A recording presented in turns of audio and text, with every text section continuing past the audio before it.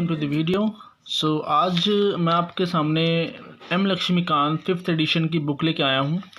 हम इस बुक में से सेंट्रल गवर्नमेंट को स्टार्ट कर रहे हैं फर्स्ट, क्योंकि इससे पहले के जो टॉपिक्स हैं वो फंडामेंटल ड्यूटीज़, फंडामेंटल राइट्स और ये सब टॉपिक्स हैं जो आपने कई बार पढ़ रखे होंगे।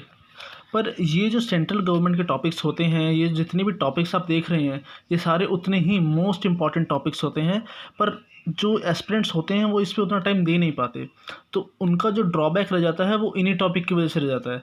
तो मैं स्टार्ट इन्हीं टॉपिक से करूँगा, क्योंकि ये जो टॉपिक्स हैं ये UPSC examination, NDA examination, SSC examination, इन सब एग्ज़ाम में बहुत इंपॉर्टेंट रोल प्ले करते हैं।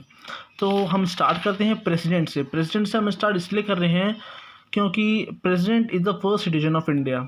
सिटीजन जो होते हैं, जब पहले सिटीजन हैं वो कौन है? हमारे प्रेसिडेंट हैं। कौन से आर्टिकल के अंदर आते हैं वो? तो article 52 to 78 in part 5 of the constitution deal करता है किससे? यूनियन एग्जीक्यूटिव से।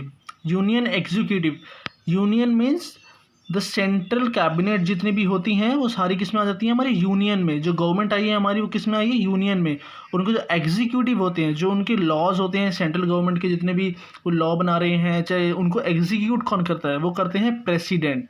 तो इसलिए यूनियन एग्जीक्यूटिव कौन से आर्टिकल के अंदर से आते हैं? सारे 52 to 78 in part 5 of the constitution. और election procedure of the president. Election procedure जो होता है प्रेसिडेंट का वो थोड़ा डिफ़िकल्ट होता है। डिफ़िकल्ट इसलिए होता है क्योंकि इसमें लोग होते हैं वो पार्टिसिपेट नहीं करते हैं। Presidents are not directly elected by the people. इनको जो इलेक्ट करते हैं वो एक इलेक्टोरल कॉलेज होता है। वो जो इलेक्टोरल कॉलेज होता है वो कंसिस्ट होते हैं किस से?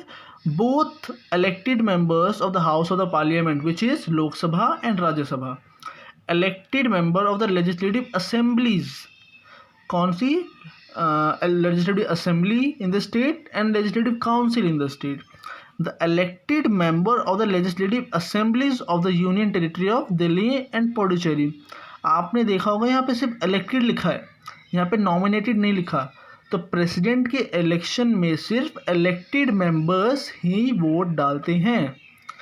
तो अब the nominated member of the both houses is the nominated of the state legislative assembly, the member both elected nominated of the state council in the case of the bicameral legislature and the nominated member of the legislative assembly of Delhi Puducherry do not participate in the election.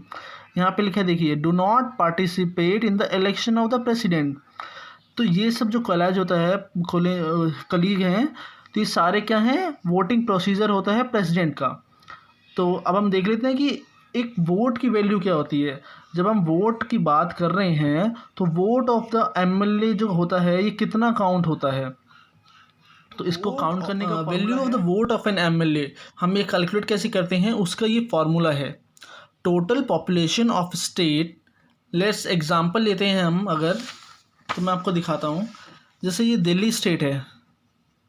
अब Delhi state में जैसे 1.9 crore population है। अब जो इस population को अगर हम total number of elected members in the state legislative assembly, अब जैसे लेजिस्लेटिव असेंबली की जितनी सीटें हैं दिल्ली में उससे डिवाइड कर देंगे और मल्टीप्लाई 1/1000 से कर देंगे, तो इससे क्या आएगा हमारा? इससे आएगा एक वैल्यू किसकी? एमएलए के वोट की। Value of an MLA vote इस फॉर्मूले के बेस पे आ जाता है। तो हम कैसे कैलकुलेट करते हैं? This is the formula to calculate the value of the vote of an MLA. अब अगर हम value of the vote of an MP, अगर मेंबर ऑफ पार्लियामेंट की अगर हम वोट की वैल्यू अगर कैलकुलेट करेंगे तो वो कैसे कैलकुलेट करेंगे? अब उसी का एक थोड़ा डिफरेंट फॉर्मूला हो जाता है। Total value of vote of an MLA of all states.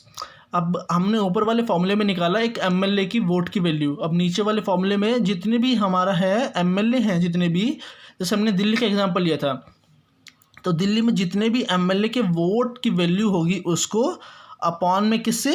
Total number of elected members of parliament. और जितने भी मेंबर ऑफ पार्लियामेंट होते हैं उसमें उससे उनको डिवाइड कर देंगे, तो उससे क्या आ जाएगा हमारा? एक एमपी के वोट की वैल्यू। तो अब नेक्स्ट पेज पे चलते हैं। The president election is held in accordance with the system of proportional representation by means of single transferable vote and the voting is by secret ballot। इस secret ballot से इनका जो voting system होता है president का, वो होता है द प्रेसिडेंट इलेक्शन। जो प्रेसिडेंट का इलेक्शन होता है वो एक सिंगल ट्रांसफरेबल वोट, और जो उनका वोटिंग सिस्टम होता है वो कैसा होता है, सीक्रेट बैलेट से। अब मैं आपको एक्सप्लेन करता हूँ ये चीज़ होती क्या है। जो सीक्रेट बैलेट होता है, वो सीक्रेट बैलेट एक तरीके से एक पेपर शीट होती है। अब जैसे प्रेसिडेंट इलेक्शन में 4 पीपल्स ने नॉमिनेट, मतलब इलेक्शन में वो कंटेस्ट कर रहे हैं, ठीक है। तो इसमें क्या होता है कि एक प्रेफरेंस होती है, ऐसे प्रेफरेंस होती है उनकी, और सभी जितने भी उनमें वोट में वो पार्टिसिपेट करते हैं members, Lok Sabha, Rajya Sabha, legislative assembly और लेजिस्लेटिव काउंसिल के, वो अपना प्रेफरेंस देते हैं। जैसे नंबर 1 पे कोई एक्स कैंडिडेट है, उसका नाम लिख दिया, नंबर 2 पे वाई, जेड, ए, जो तो इसी तरीके से जो इलेक्शन में पार्टिसिपेट कर रहे हैं मेंबर्स, वो अपना प्रेफरेंस देते हैं। और हर राउंड की वोटिंग जो भी होती है इनकी कैलकुलेशन के बाद, जो लास्ट का बंदा इन द सेंस जिनको सबसे कम वोट मिले होते हैं, वो एलिमिनेट हो जाते हैं। अब वोटिंग होगी, जैसे फर्स्ट नंबर वाले को मिले 100 वोट, सेकंड वाले को मिले 90, इनको मिले 80, इनको मिले 70, तो इनको सबसे कम मिले हैं, तो नेक्स्ट राउंड की वोटिंग के लिए एलिमिनेट हो जाते हैं, बाहर हो जाते हैं। अब वोटिंग किन किन में होगी, अब जो सेकंड प्रेफरेंस के अकॉर्डिंग होते हैं, अब सबसे ज़्यादा नंबर पे सेकंड प्रेफरेंस पे किसको मिला है वोट, वो चेक की जाती है। अगर सेकंड प्रेफरेंस के हिसाब से वोट कैलकुलेशन कर रहे हैं और उसमें वाई जो है वो सबसे आगे निकल जाते हैं, तो सबसे ज़्यादा किसको मिली है, वाई को, फिर मान लीजिए हमें मिली है एक्स को, फिर मिली है जेड को, तो कौन बाहर हो जाएगा, जेड बाहर हो जाते हैं। इसी तरीके से फिर इन दोनों में देखा जाता है कि जो थर्ड प्रेफरेंस हम चेक करेंगे कि थर्ड प्रेफरेंस पे सबसे ज़्यादा इनको मिली है वोट या इनको मिली है। अब इन दोनों में से सबसे ज़्यादा जिनको मिली होती है वो हमारे क्या बन जाते हैं, प्रेसिडेंट, हमारे राष्ट्रपति, ये बन जाते हैं। मैंने आपको बताया कि वोटिंग कैसे हम चूज़ करते हैं, प्रेसिडेंट कैसे इलेक्ट की जाती हैं, उनका पूरा सिस्टम बता दिया। पर इस सिस्टम को करने के लिए हमारा एक इलेक्टोरल कोटा भी होता है। इलेक्टोरल क्या होता है, कोटा क्या होता है, total number of valid votes polled. मतलब कि अगर किसी इलेक्शन में 1000 वोट्स पोल्ड हुए हैं, ये मैं एक एग्जांपल बता रहा हूँ, आप इसको, एक हाइपोथेटिकल एग्जांपल है। अगर किसी इलेक्शन में अगर 1000 वोट पोल्ड हुए हैं, उसको हम 2 से डिवाइड कर देंगे, +1 कर देंगे। अब जो भी आएगा इट मीन्स ये 501 आ रहा है। अब इतने वोट किसी बंदे को लेने ही हैं। अगर ये वोट वो नहीं ग्रैब कर पाएगा, दैट मीन्स इलेक्शन दोबारा होंगे। तो ये होता है इलेक्टोरल कोटा, कि मतलब इतने वोट्स आपको मिनिमम चाहिए ही चाहिए। ये मैंने एक एग्जांपल लिया है, इतने हाई नंबर्स नहीं पहुंचते हैं, नंबर बहुत छोटे ही रहते हैं। एक एग्जांपल के तौर पे मैंने आपको समझाया है ये। तो आगे हम अभी जितना भी लक्ष्मीकांत में एक्सप्लेन हुआ है, ये आपको पढ़ने के लिए कम से कम 4 to 5 रीडिंग्स करनी पड़ेंगी, तब जाके आपको ये समझ में आएगा। पर मैंने आपको 2 मिनट के अंदर ये पूरे अच्छे से एक्सप्लेन कर दिया है। अब हम चलते हैं कि जो प्रेसिडेंट की क्वालिफिकेशन है, ओथ हैं, जो शपथ लेते हैं, वो सब कैसे होती हैं। A person to be eligible for election as president should fulfil these qualification. उनको ये क्वालिफिकेशन फुलफिल करनी पड़ती है। वो एक कम से कम इंडिया का सिटीजन होने चाहिए। ये कोई बाहर, जो बंदा इंडिया का सिटीजन है वो मतलब एलिजिबल है कि वो प्रेसिडेंट बन सके। उनकी मिनिमम एज कितनी होनी चाहिए, 35, ये मिनिमम एज है। He should have completed 35 years of age. अगर 34 ईयर का कोई बंदा है, वो इलेक्शन में पार्टिसिपेट नहीं कर सकता। अगर इनको लोकसभा में पार्टिसिपेट, इट मीन्स वो क्वालिफाई होने चाहिए लोकसभा मेंबर बनने के लिए, ठीक है।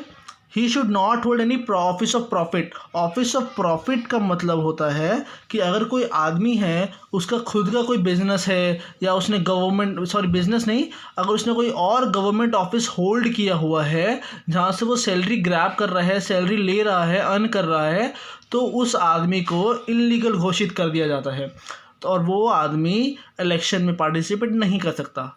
तो इट मीन्स ये होता है मीनिंग किसका, ऑफिस ऑफ प्रॉफिट की। अगर मैं आपको सिंपल वर्ड में बताऊं, ऑफिस ऑफ प्रॉफिट मतलब कि कोई एक गवर्नमेंट ऑफिसर सिर्फ एक ही पोस्ट से सैलरी लेता है। अगर वो 2 पोस्ट से सैलरी ले रहा है, इट मीन्स वो वॉयलेट कर रहा है किसको, ऑफिस ऑफ प्रॉफिट नॉर्म को। तो अब हम देखते हैं, अब ये जो हमारे लक्ष्मीकांत में लिस्ट दे रखी है, ये सारे प्रेसिडेंट की लिस्ट दे रखी है। आप इनको एक बार ऊपर देख लीजिएगा। अब इतना तो आपको देखना ही पड़ेगा खुद से भी। अगर मैं इतना एक्सप्लेन करने लग जाऊँगा तो 1 घंटे की वीडियो बन जाएगी। जो प्रेसिडेंट के ऊपर 1 घंटा देना इतना कोई इंपॉर्टेंट नहीं है। तो अब हम चलते हैं आगे। ओथ और एफर्मेशन, ये जो हम ये स्टेटमेंट दे रखी है लक्ष्मीकांत के अंदर, आप इनको एक बार ज़रूर देख लीजिएगा, क्योंकि सारी ओथ और एफर्मेशन सेम ही होती हैं। जितने भी शपथ लेते हैं मोर लेस सब में सेम ही बातें कही होती हैं, ठीक है। अब प्रेसिडेंट को शपथ दिलाता कौन है? Chief justice of India. अब ये जो मैं आपको बता रहा हूँ, ये एसएससी एग्ज़ामिनेशन और जितने भी हमारे सी लेवल, डी लेवल के एग्ज़ामिनेशन, एनडीए लेवल के एग्ज़ामिनेशन, इन सब में जितने भी एग्ज़ाम में क्वेश्चन आते हैं, ये सब क्वेश्चन बहुत रैंडमली पूछे जाते हैं कि इनको शपथ कौन दिलाता है, प्राइम मिनिस्टर को शपथ कौन दिलाता है। तो हमारे प्रेसिडेंट को शपथ कौन दिलाता है? Chief justice of India. अगर वो नहीं है तो कौन दिलाएगा? सीनियर मोस्ट जज ऑफ सुप्रीम कोर्ट, ठीक है। तो ये देखते हैं।